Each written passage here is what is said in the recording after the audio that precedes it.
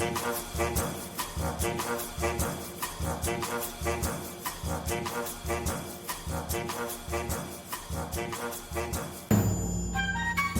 and welcome to Everything's Fine, probably your weekly antidote to bad news.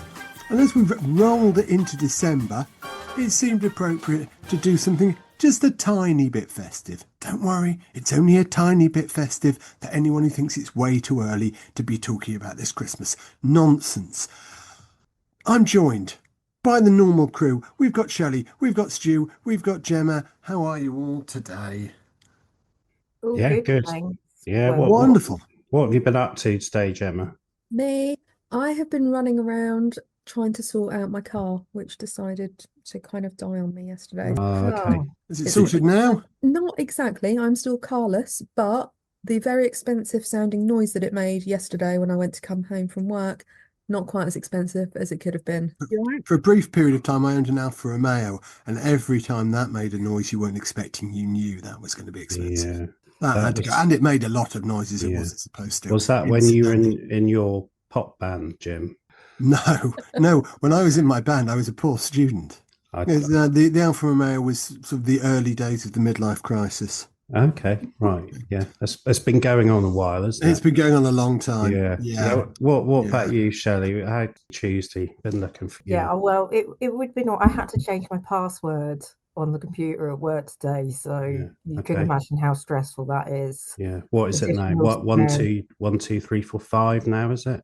Yeah, it's Shelley ABC.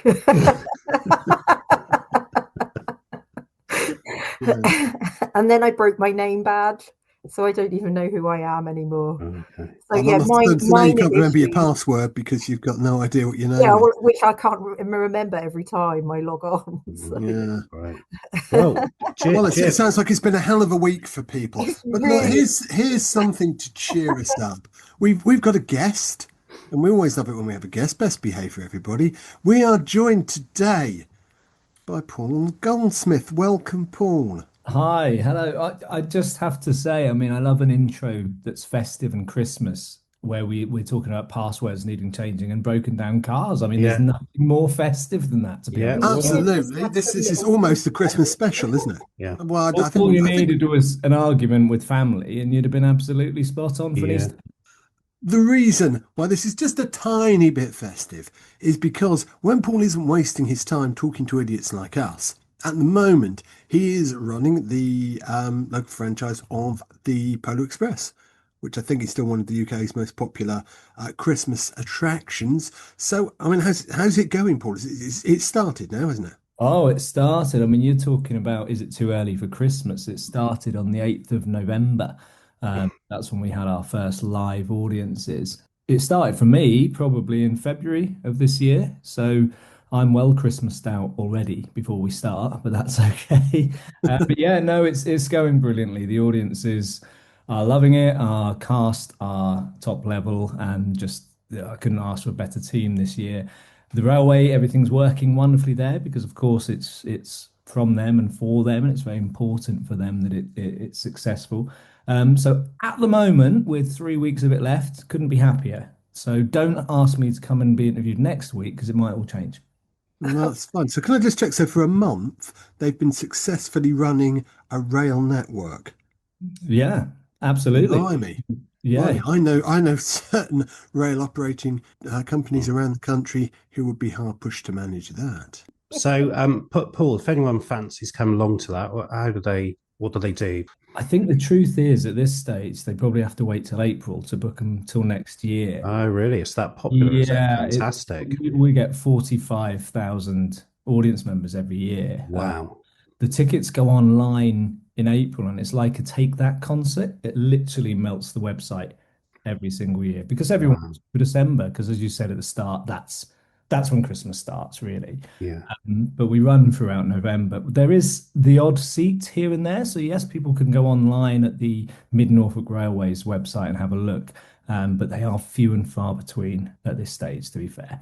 I was going to ask you if doing this helps to put you in the Christmas spirit. I'm not sure if you've been doing it since February.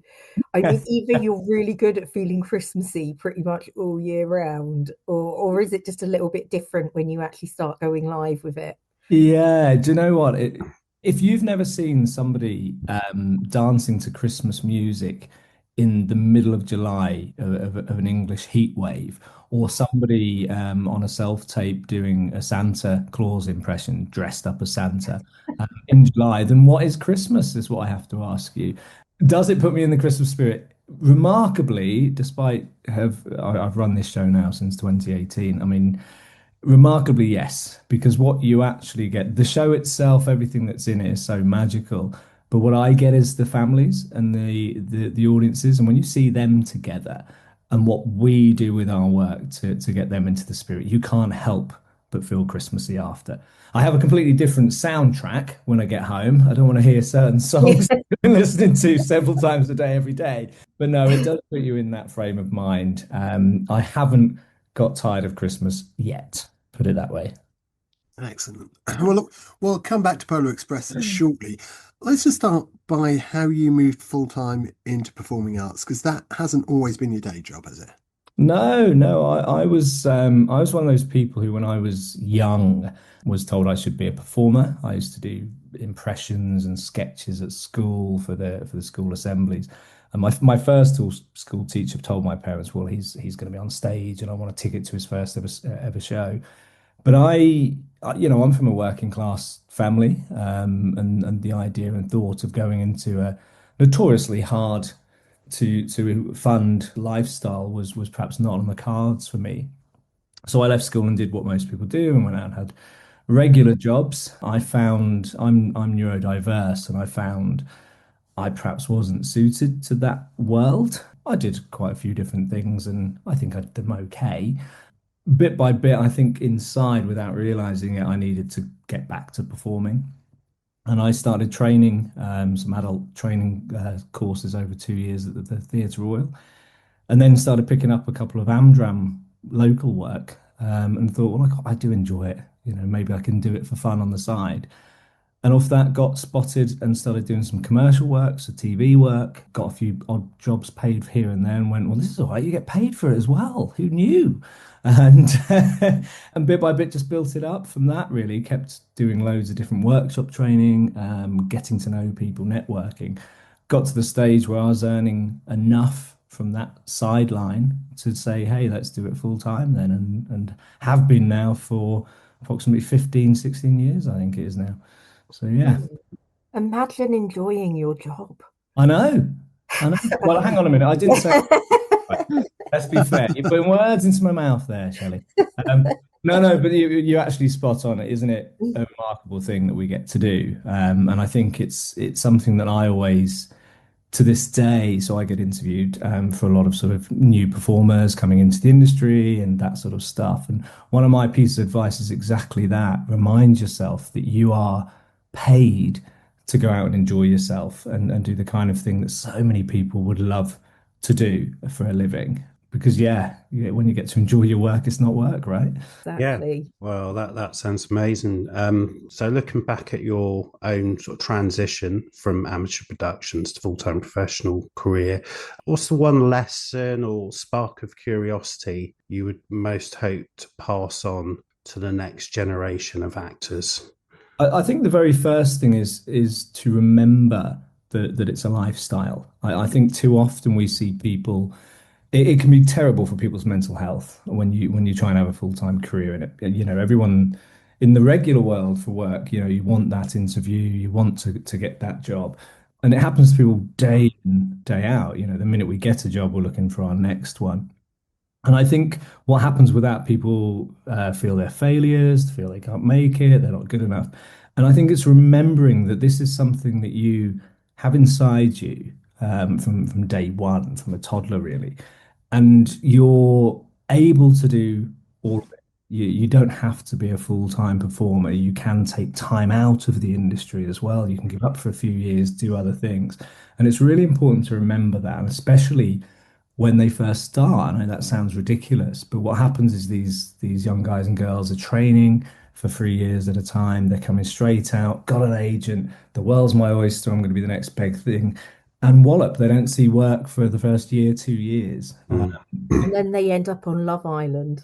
And then they end up on Love Island, yeah, which Mm. actually Mm. seems a very viable way nowadays, doesn't it? That and influencing. But it's crucial that they remember those moments of at the moment it may not be your everyday full time, and that's okay. It's Mm. absolutely okay. We've seen too often, I mean, everyone knows, yeah, oh, it's a waitress in Starbucks. She's probably an actress, the old joke about that. But the truth is, there's nothing wrong with that. If you're doing that and you're supplementing your income so that you can then take the jobs on when they come and you can enjoy them and can enjoy your life, why not? So I Mm. think that's something that's always stood out to me. And I do to this day, every time I book a gig, it sounds pathetic, but I get really excited when I'm then doing the invoice for it because I sit there going, wow, somebody has wanted me to do this thing for them that I love Mm. doing, and Yeah. they're paying me for it. Mm. In terms of curiosity, I think one of the things I've always spoken to people about when we're in a room and we're training is what if, 2 words, what if. And I think when you're in a creative space, if you can always hold on to the 2 words, what if, you can really push things further. I think people get caught on here's a script, here's a character, here's a show, what are we going to do? But if you add the words what if to it, you can take it so much further. And I think if you do that, actually often in your day-to-day life as well, whatever kind of industry you're in, what if that could happen? And what if this would be a thing? And what if we try that? And what if we try this? Mm. It just keeps you infused and engaged in what you Mm. And I think what you said there, if people don't make it initially, then, it's important, I guess, if you enjoy it, love it, to get involved in Amdram and just do things to keep your interest up. Because I guess in that industry, you must have to be very resilient. This is exactly it. I mean, I've always said to people, I've talked to people in past things that I've done, and they've said, "Oh, I used to be an actor, or I used to do this," and I always say, "Well, you're always an actor. Sometimes it's your full-time living, and you're paying all the bills. Other times you do bit parts here and there, and it's a supplement." And other times you're not earning at all from it because you've had to take a full-time job because life is more important, let's be fair. And in those stages, it doesn't mean you're suddenly no longer an actor or you're a failed actor. Get out there and act. Go and do it. Get involved with things. There's so much, especially in Norfolk. Crikey, there's so many theatre spaces. There's so much film stuff goes on, both independent as well as budgeted stuff. And I think that's always the biggest thing I notice with people. They think I can only say I'm an actor if I'm doing this, or I'm no longer an actor because I'm no longer earning from it. And it's like, think back to those moments when you were a child and you were play acting, because that's what it's all about, and remember how it was to do those things and don't ever stop. Because again, going back to mental health of actors, as you were just saying, I think it's very true for everyone in the other sort of industries as well. I think we leave school, we go into this world of formal, everything is this way or that way. And I think sometimes those are the very people that should go out, not to be an actor for a career, but go out and explore, get in a room, go and do some workshops, go and do some drama stuff and play, because we've all forgotten how to play. I think that's key in this world at the moment. Yeah, absolutely. And, play is just good, isn't it? Good for you. It's good for your mental health. But as you said, there's lots of different things you can get involved in. Something you do is these open air theatre events. Can you tell us a bit about, is it Twisted Reality Productions? Yeah, so we do all sorts of theatre work through Twisted. We have stage work, open air stuff, street theatre work, dinner time theatre work, which is where we're in a venue hosting an evening, so people will be having food and there'll be a show and performance around them. And I think again, we are blessed in Norfolk because we have so many spaces that perhaps don't get used as much as they should. I think we've been better in recent years. I mean, you mentioned Strange Fascination, who I was with many years ago. When we first started doing some site specific, nobody was doing it around here. Yeah, we're in an area where there's so many beautiful factories unused and beaches and open spaces. And I think there's an opportunity really for community work.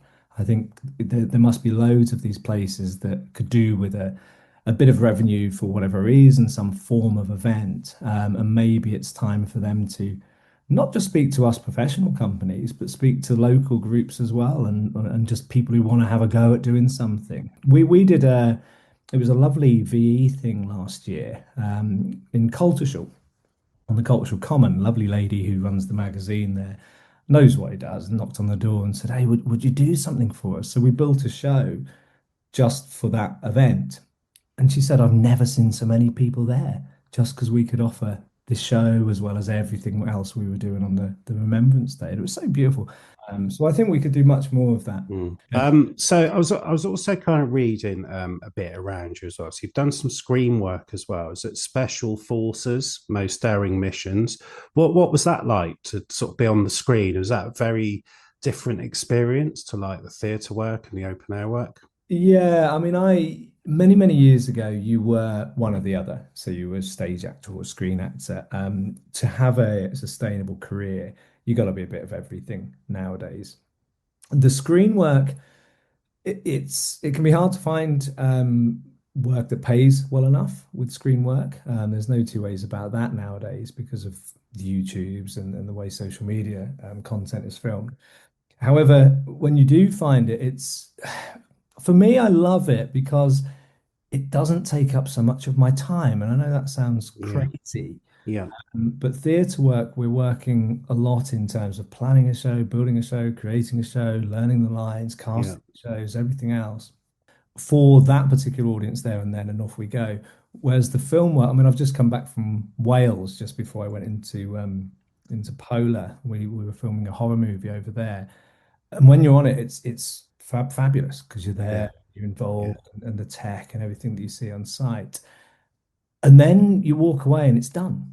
yeah, It's forgotten. And there's yeah. until it gets released, and this is it's got a cinema release first, but in Yes. America. All So I right. won't even see it or know Yeah, anything about it. I'll do yeah, loads of yeah, promo.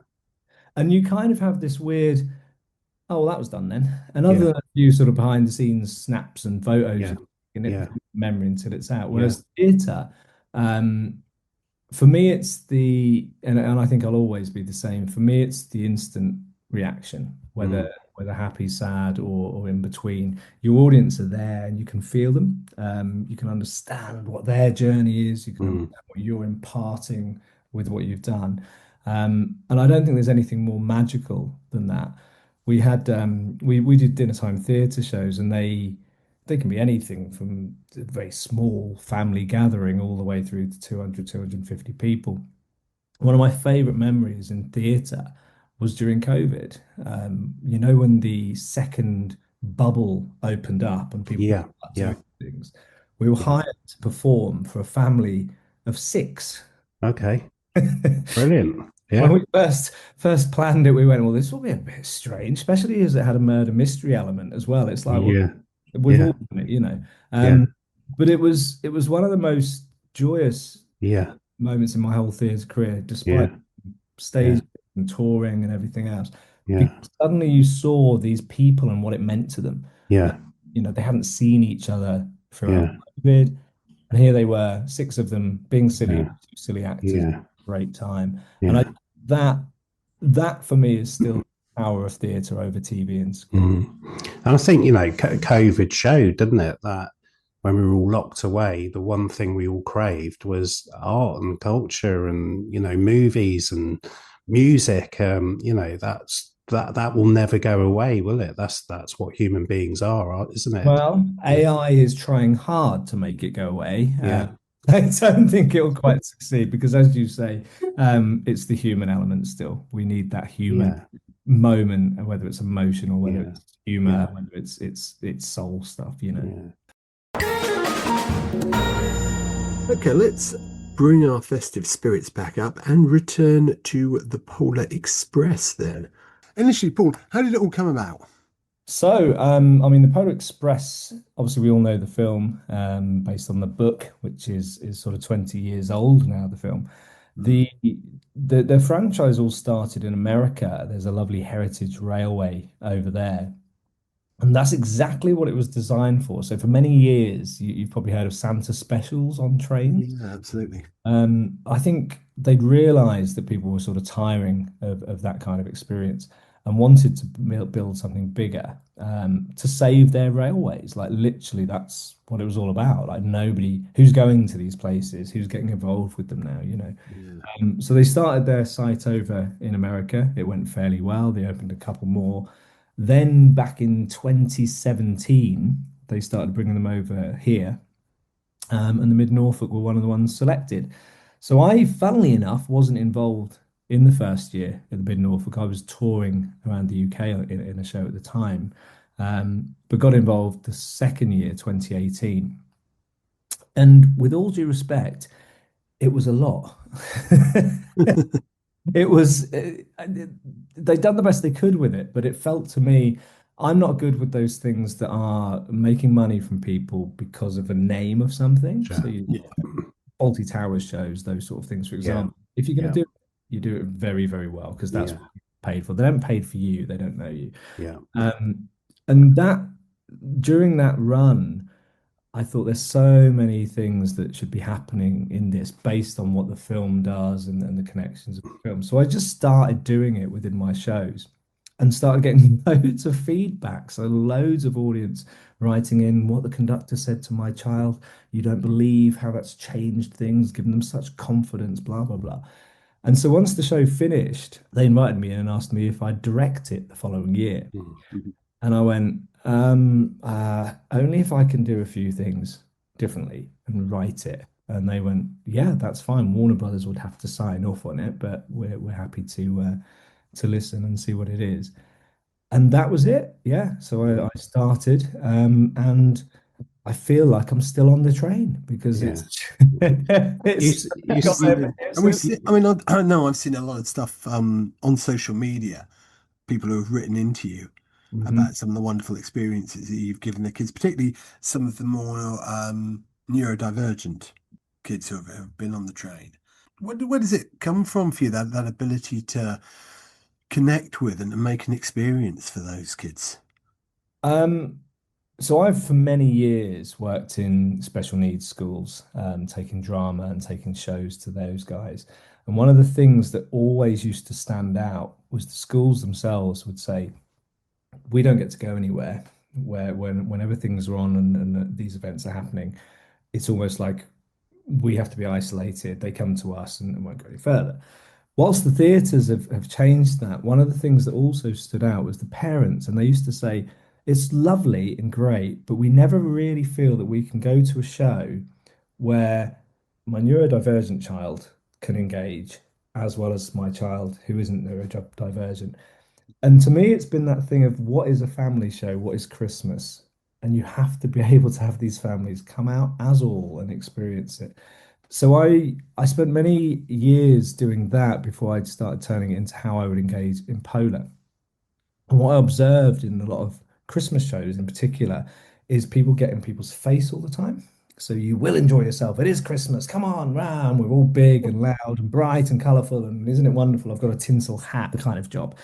And being autistic myself as an actor, I couldn't think anything that I'd less enjoy than that. So we spent a lot of time with our cast working on how you engage with everyone's different level to allow them to enjoy.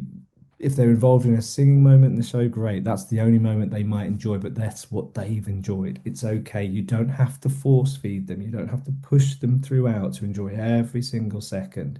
And we've made it become comfortable for them, not in terms of lighting, not in terms of turning sound down, in terms of the knowledge that when they arrive, should they want to come out and look at the platform first, they can. If they want to come and sit on the train, they can. And I think all of those steps together allow them to relax, first of all, to give it a go. And if it happens, it happens. Each carriage has a vestibule, so if somebody becomes overwhelmed, they can go and step out. We explain that to the parents.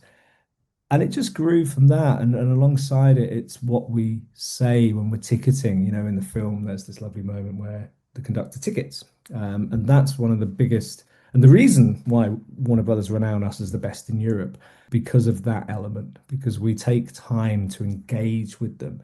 I had a lovely email from this weekend. There was a young lad got on, and as his parents walked past, I heard his name. And straight away, I think I have a kind of radar. This guy's autistic as well. I'll connect on a different level. And what happened? He was very shy and very overwhelmed, and I just bit by bit took the time with him. And when he didn't want to do something, instead of going, okay, I'm walking off, I made a thing of him not doing it. Like, that's okay. That's a strong thing to do. Making a choice is big. You don't have to feel that you've let anyone down and all of that stuff. Yeah. And came down to his level. So much so that the show had ended and I'd gone off to get to the changing room. And they'd left the station, they'd gone through the gift shop, they'd got outside, and he then decided that he wanted a photograph with the conductor. And the next minute, they came running to the change room and said, "Oh, Paul, could you come out? This young lad, he's really upset because he wants a photograph." And I came back out and stood with him, and we had a photograph. And for the parents, it's huge because they now feel that their child has been seen, has been heard, has been understood with a lot of words, with very few words, whatever that particular individual child needed. And that to me is huge in theatre. We are doing a lot of accessible things, but it doesn't always have to be about turning lights down. It doesn't always have to be about changing it. There's a level of allowing the experience to be the experience and it being okay if you don't like it. Do you know what I mean? It's That really that is true inclusivity, that isn't it? That yeah. is sort of tailor-made experiences. Yeah, It, I was just it's beautiful. It keeps me going when we're on the 32nd day and the 90 something show. I look at an email like that, of which we get hundreds, and it keeps you going. Sorry, Shelley, I cut you off. Oh, no, that's all right. No, it was it was worth hearing what you had to say. So I was just thinking about kind of the other end of the spectrum, because when you think about lots of children in one place, and I think that can be quite difficult, can't it, for like neurodivergent children, because you've always got all the super overconfident children who thrive in every environment.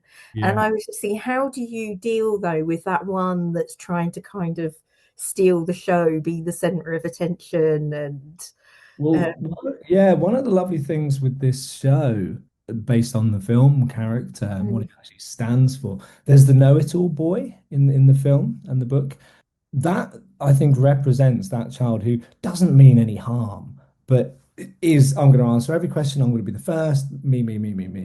And the conductor in the film has a beautiful way of deflecting from that. So rewarding the will, but putting down the attention part of it to allow someone else's voice to be heard. So our guys in the carriages, they act like the conductor. If you've stepped out of line, you've stepped out of line. It's okay to be told.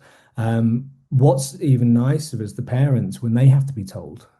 So you can't stand up on a train apart from certain moments, and suddenly a parent will be up and in character, the conductor will come along and I told you it's against railroad regulations. You must sit back down. Come on, don't make me. And it's that moment of them realizing, actually, we've got to follow here. This guy, it's fun, but he's also telling us a message, and it's exactly the same routine with one of the ones who isn't comfortable in terms of we go down to the level that they need us to be on to help them feel comfortable. We go to a level with the ones who are a bit too much, and it's things like just highlighting. It's really great. Yeah, you like to have your voice heard. That's amazing. Sometimes, though, you can be at the wrong time, can it? And it's reminding that you're okay. You're a good guy, but calm it down. oh, see, yeah, that's patience. That really is patience. So I would Well, be it's humility, exactly. And it's actually for me, I have to be honest, some of the joy of the show is those challenges. There's not only the kids who are too excitable, there's the kids who are 14 or 15 and didn't want to come. Although they say they didn't want to come, they've still bothered to dress up in pajamas and walk around in public. Well, maybe they just do that anyway, Paul. Do you know what I mean? It's pretty cool for a teenager, to be fair. But we get a lot of those, they're there because of the rest of the family and they're determined to not have a good time. Some of them will even have their phones out. And I love those guys because they are the ones that very quickly, when they realize it's not a kids show, it's not just a family show, it's a full-on theatre show on a train, there's going to be humor that they're going to get and connect with. There's going to be moments. For me, it's that lovely turning an audience member around, thinking this guy's not going to be into it. And then by 40 minutes into it, there's an elf comes in and suddenly everyone's got to dance in the aisle. Same teenager is literally dancing in the aisle. It's magic. Yeah, it's absolute magic. How do you deal with a teenager with a mobile phone then? That must be a skill to get them to put that away. Well, do you know what it is? One of the quickest ways with that is we put ourselves in this place of the parent. And funnily enough, I had it this weekend. I was standing in the vestibule behind like our stage curtain ready to begin. And there was a lovely lady and she'd bought clearly 2 tickets for her and her son. A lot of money for the two. She'd gone for premium, which is the top range one and everything else. And I heard her voice and she just went, just put the phone down. Let's have a nice day together. So as soon as I came through, I started doing some stuff and just turned to him and went, "You, wow, you're better looking when you look up." And he sort of smirked. And I went, "I'll tell you now, your phone will still be there in an hour and 10 minutes, but this and this person might not." And as soon as that landed, he realized what I was getting at. And it was that moment. Yeah, okay. So put it away, kid. You don't need it right now. It's so lovely to use. And that's the joy of immersive theatre and interactive theatre, when you've got a character and the ability to use it. But what he gets from that guy is someone who sees him. We get it, mate. We understand and we can tell him that in this show. We know that you've been dragged to this, but you still put your pajamas on. You still put your dressing gown on. So while you're here, you may as well try and relax and have a bit of fun. And 9 out of 10 times it turns it around. Yeah. Or you have a bit of banter. Our chefs, so we have these wacky clowns. And of course, their level of humor can go up and down depending on who they're dealing with. And they're really great with teenagers because they're able to really change themselves to be that kind of teenage. And actually, for anyone in the theatre world right now, all you got to do is say 6, 7, apparently, and that's it. I don't know if you've heard this trend. Well, my daughter tells me that 6, 7 is now tragically unfunny and is going. It's because we've won it back, Jim. The parents and the teachers. We took it back from the kids. We've taken it back by you. We've ruined it for them. We've ruined it for them. Yeah, they're all back to flossing. That's the thing. I think we managed to destroy Skibbity Toilet pretty quickly. And now we've done it to 6, 7. I saw a video of the Grinch. It must have been one of those sort of experience things, and there was some kids that they shouted 6, 7 at the Grinch, and he just went 8, 9. Don't talk to me about Grinches, Kelly. You wouldn't believe that the dressing up that the audiences do for our show is incredible, and I take my hat off to all of them. The effort they put in, and some of these people, they've been back 5, 6 years in a row. This is their thing. It's become their event. But 9 out of 10 times when a Grinch costume comes and they're all fully dressed in this Grinch outfit, you think, well, these guys are going to be a lot of fun. 9 out of 10 times they actually are the Grinch. They are. Yeah. It's not ironic. They're joking, right? They're joking. This is a gag. No, they actually. Yeah. Look, in amongst all the fun sides of this, you're the guy in charge, so a lot of responsibility on you then, not only with the cast and crew, but also making memories for families and for kids. So how do you manage yours and others' well-being during this big, long-running event? So the first thing I do, Jim, is on my off days, I arrange to do podcasts with people so I can spend my time. There's 43 cast on the show, which is a lot of people for a show, and it's and they come from all around the country to do it, don't they? Yeah, all over the UK. levels of experience from fresh out of drama school to West End, to Terry Malloy, our wonderful Santa, who was Davros in Doctor Who. So there's the massive age range as much as anything else. Um, all I can ever do is pass on my knowledge and experience over the years to people and what gets me through. And it is simple things like, so this might sound very, very odd, but I buy a computer game every year. And I try to find one that is kind of immersive and you can go off into a different world. So as soon as we finished and we've got back, the performer's life, you'll know that sort of when we finish work and get home at half 9, 10, you need till about 2, 3 in the morning, like Absolutely. get home normal, Still got to have your evening, haven't you? Yeah, but when you're in the middle of a show, you're thinking about the show, you're thinking about everything that's just gone on. So I'll find something like that that can take me away from the work itself. Then it's things like the way we eat.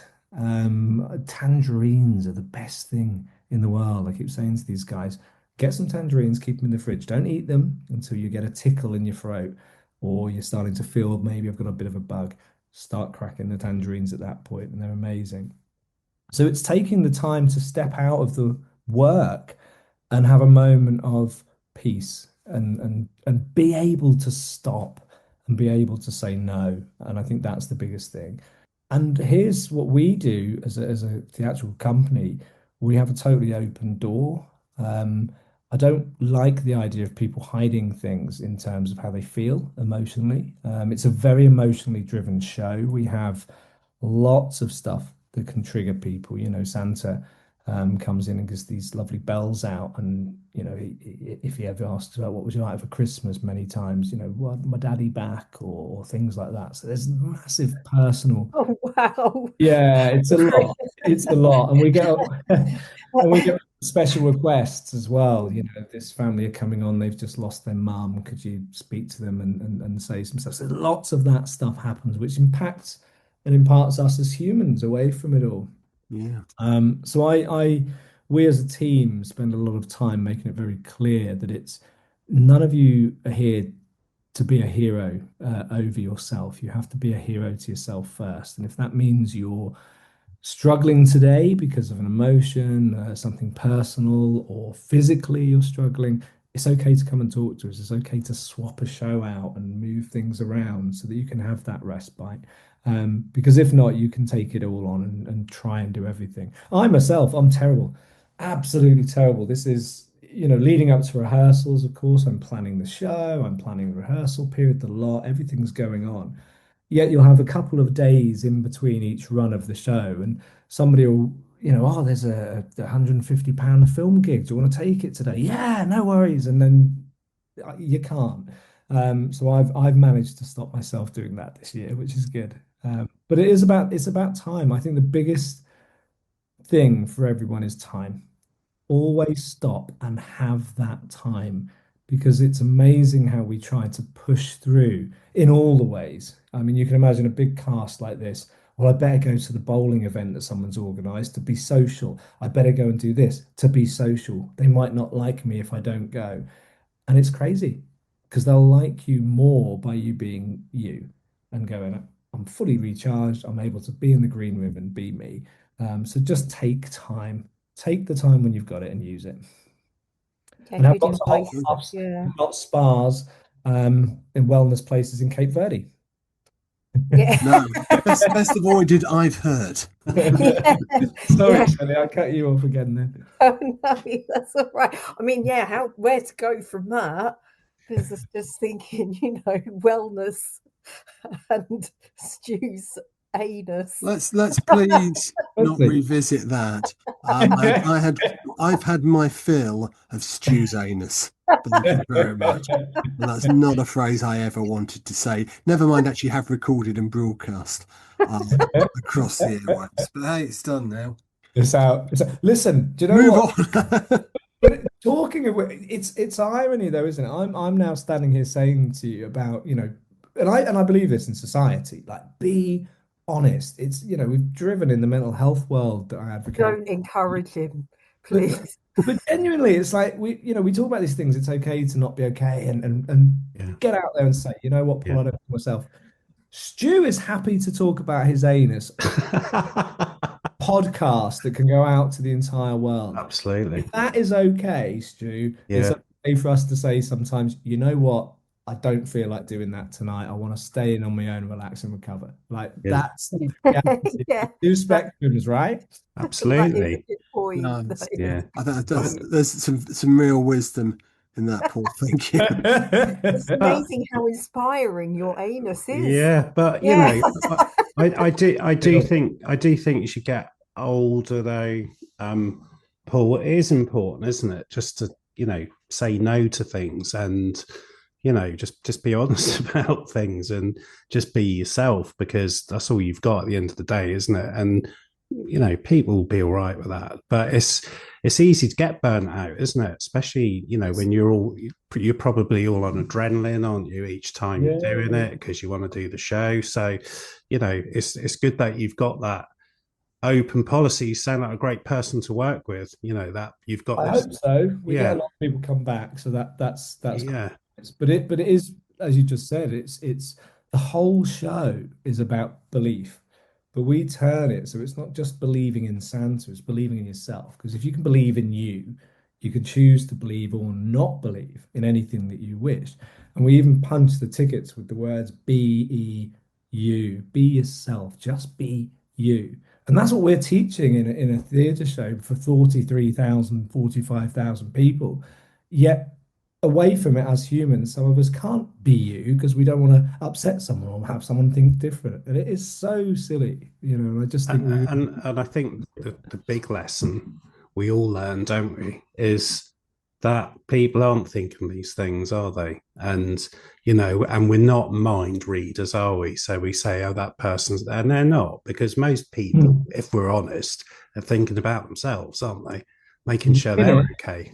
I always think the minute someone's out on a social event and they hear, "Oh, Jim's not come tonight. He just said he wanted to stay in." Instead of bitching about Jim, they tend to go, "Wish I'd have bloody said it now because I don't want to be here either." It's this mad thing that we have as a society, and it's that kind of stuff that puts this pressure on us all the time. Pressure to conform and be with everyone else all the time. And it's like, be Jim. If you learn nothing else, be Jim. Don't go to the morning group. I think if Jim Jim. said, yes, I keep talking over everyone. I think it's me. It's definitely me that the problem is. But No, not at all. What were you going to say, Shelley? well, I was just going to say, if Jim told me he couldn't come because he was washing his hair, I think I might be a little bit annoyed. Is that some sort of bald remark that you're doing there, Shelley? Are you bald shaming me? Well, it's a good job. Yeah, It's a good job. It's a good job. We're all friends here, isn't it? Actually, in a panic one time, I wanted to leave an event 'cause I wasn't particularly feeling comfortable there. And in my panic, to try and come up with an excuse, I blurted out, I've got to go, my cat's on fire. Which, even as it left my mouth, occurred to me probably wasn't gonna come across as particularly honest. But nonetheless, no one really questioned it. So I think, Paul. So when you've made Christmas for everyone, how do you like to spend Christmas yourself? The laying down, not moving for about a week, would be a dream. But no, I have three children, although they're 11, 13, and 16 now. For me, it's exactly that, actually. We've made Christmas for so many thousands of people, and now it's time to do all of that for the people who mean the most to me. Yeah. Let's do the silly get up, even though they perhaps don't believe in him anymore, but I'm still going to keep going until they tell me to stop. Let's do all the stocking fillers. Let's do all the big presents around the tree. Let's play the games, eat the food, and be with the family. And then probably by the day after Boxing Day, when things have calmed down, then I relax for about a week, and then start planning the year ahead, work, and what's next, you know. Yeah. Start planning the next year's Polar Express by the sounds of things. Yeah, first week of Feb, yeah. But no, do you know what? I'm terrible with Christmas. I think that's the thing. I think I put so much into the show because I think it's commercials. I've had this big dream of what Christmas looks like for many, many years. You know, you turn your TV on and who has that table with the big roast beef and the big turkey, as well as the pork and the crackling and everything that's there and everyone's all together. That's literally been my dream. But I'm one of those people, I kind of think because I believe that's how it should be. I kind of get bored by about 11 o'clock on Christmas morning because the presents are done, the kids have had that part of it, and it's like, now what? Now what happens then? So yeah, I am a bit different to most, I think. Have you got any other projects coming up next year? Yeah, I've got the feature that I just finished will be coming out in the States. So there'll be some promo stuff that I have to start going on for that. Then I've got another couple of feature films lined up, sort of, I think March, April time, as well as we are launching some new dinner time theatre shows at some different venues across East Anglia. And then we are planning to do an open air tour of something this year as well. So lots of bits and pieces like that. My life is crazy like that, to be honest. You can ask me now what I'm doing in a couple of weeks' time, and I don't have a clue. And then all of a sudden, I'm doing 2 commercials, a TV stint, and something else. It changes rapidly. But the first thing is rest. Have some time out. But I think at the start of the conversation, you said, you never wanted a regular job and you like the variety and, never know what's coming next. So I guess that sits quite well with you, doesn't it? Yeah, it keeps me who I am. I think is the honest answer to that. And I think it's actually my advice to any new performers out there who are starting out in the industry, be open to do and take a variety of things, because I can go from a big stage show into a big glossy feature film into a room doing a workshop with some kids into something else. I do a lot of role play work, which I absolutely adore because it's at home. I'm often not at home and I'm able to just sit there like this, doing a Zoom, talking to all these doctors. So I have such a variety, which just keeps it interesting at all times. So yeah, I think you're spot on there, Stuart. It suits me to a T. It wouldn't suit everyone. I appreciate that, and I also appreciate the the constant concern of how I can get enough work this year to pay the bills. But I think by being able to be diverse in what you do, that does make this industry easier as well. Paul, if people want to find out more about the theatre company, so it's Twisted Reality? Twisted Reality Productions, yeah. Fantastic. Well, look, Paul, thanks so much. And one of your few spare evenings for taking your time and coming to talk to us. Dedicated it to you guys. How do you feel? Honestly, it warms my heart. And this is why you're such a special conductor. I don't know. I'm just imagining there's a train full of children crying because Paul's here with us. No conductor for you. He's on a podcast. Yeah.